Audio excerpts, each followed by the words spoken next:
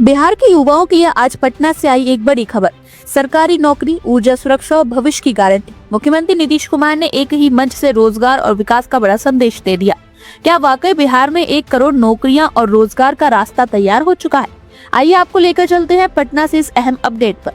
पटना से बड़ी खबर है, जहां मुख्यमंत्री नीतीश कुमार ने ऊर्जा विभाग के अंतर्गत Bihar state power holding company limited और उसके अनुषंगी कंपनियों में नवचयनित 2390 अभ्यर्थियों को नियुक्ति पत्र प्रदान किए।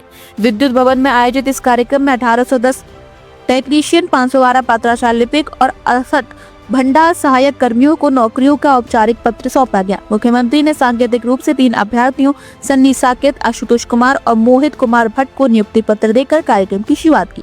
इस मौके पर मुख्यमंत्री नीतीश कुमार ने युवाओं को बधाई देते हुए कहा कि सरकार शुरू से ही युवाओं को नौकरी और रोजगार देने के लिए प्रतिबद्ध रही है। उन्होंने आंकड़ों के साथ बड़ा दावा दोहराया। वर्ष 2005 से 2020 के बीच बिहार में 8 लाख से अधिक युवाओं को सरकारी नौकरियां दी गई।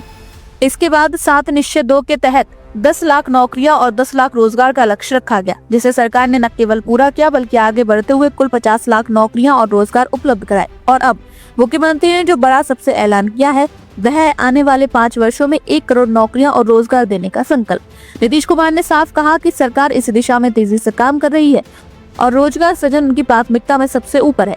इसी कार्यक्रम के दौरान बिहार के ऊर्जा भविष्य से जुड़ा एक ऐतिहासिक कदम भी उठाया गया। मुख्यमंत्री की मौजूदगी में राज्य में पंप्ड स्टोरेज प्रोजेक्ट की स्थापना के लिए इकरारनामे पर हस्ताक्षर किए गए। बिहार सरकार की पंप स्टोरेज पॉलिसी 2025 के तहत ग्रीनको और सन पेट्रो नाम से 2 एजेंसियों का चयन किया गया है। ये दोनों परियोजनाएं नवादा जिले के पहाड़ी इलाकों में प्रस्तावित हैं, जहां प्राकृतिक ऊंचाई पंप स्टोरेज तकनीकी के लिए अनुकूल है। ग्रीनको की परियोजना की क्षमता 7308 मेगावाट और सन पेट्रो की क्षमता 6943 मेगावाट होगी। यानी कुल मिलाकर बिहार को 14281 मेगावाट की ऊर्जा भंडारण क्षमता मिलने जा रही है। इन परियोजनाओं से करीब 13,000 करोड़ रुपए का निवेश आएगा और निर्माण चरण में लगभग 8,000 लोगों का रोजगार मिलेगा। सरकार का दावा है कि इससे बिजली सस्ती होगी, ग्रिड स्थिर रहेगा और लोड शेडिंग की समस्या को भी बड़ी राहत मिलेगी। कार्यक्रम से पहले मुख्यमंत्री नीतीश कुमार ने विद्युत भवन स्थित state load dispatch centre SLDC का निरीक्षण भी किया। यह केंद्र राज्य की बिजली व्यवस्था की ईंट माना जाता है, जहां से 24 घंटे रियल टाइम मॉनिटरिंग होती है। बिहार पूर्वी क्षेत्र का पहला राज्य है जहां इस तरह की व्यवस्था लागू की गई है।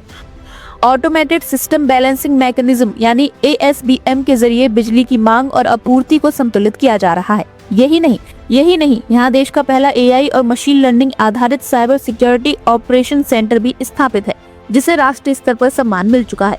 कुल मिलाकर पटना से आज का यह संदेश साफ है कि नीतीश सरकार नौकरी, रोजगार और ऊर्जा सुरक्षा तीनों मोर्चों पर बिहार को आगे लेकर जाने की तैयारी में है। 1 करोड़ नौकरी और रोजगार का वादा अब सिर्फ घोषणा नहीं बल्कि योजनाओं और परियोजनाओं में बदलाव लाता हुआ नजर आ रहा है। पटना से ये था बड़ा अपडेट। आप देखते रहिए बिहार की हर बदलती तस्वीर UP News 9 पर।